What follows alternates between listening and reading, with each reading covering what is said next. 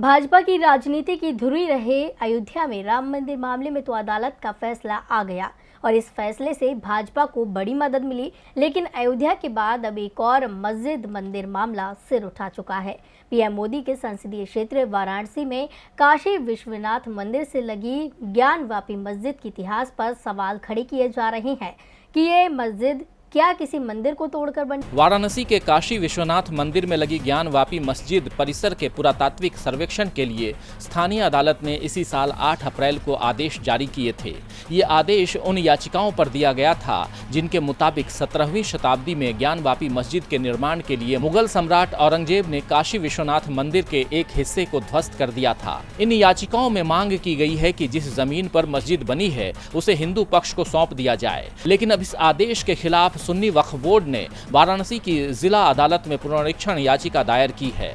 अदालत 9 जुलाई को इस बारे में फैसला करेगी कि याचिका को स्वीकार किया जाए या नहीं। आपको बता दें कि यूपी सुन्नी सेंट्रल वक्फ बोर्ड की ओर से वकील अभय यादव और तौहीद खान ने सिविल जज सीनियर डिवीजन के इसी साल 8 अप्रैल के उस आदेश को पुनरीक्षण याचिका के जरिए चुनौती दी है, जिसमें भारतीय पुरातत्व सर्वेक्षण विभाग को 5 सदस्यीय कमेटी की देखरेख में ज्ञानवापी मस्जिद परिसर की खुदाई का आदेश दिया गया था। अदालत ने आदेश दिया था कि एएसआई खुदाई करके ये पता लगाए कि ज्ञानवापी परिसर में मंदिर था या मस्जिद थी और देश की आज़ादी के वक्त परिसर का धार्मिक स्वरूप कैसा था।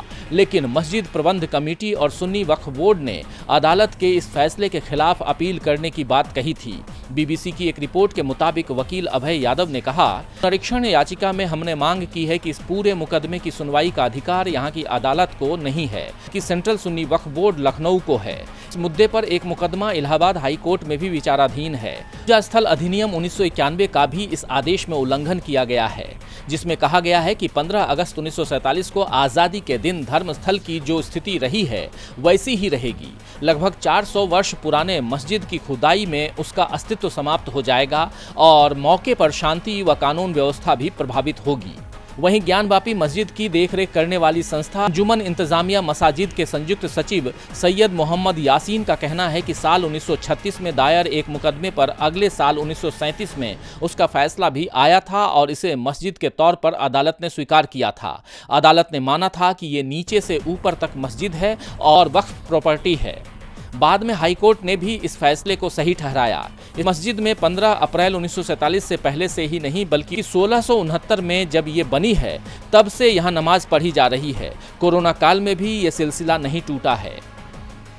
एबी लाइव की रिपोर्ट।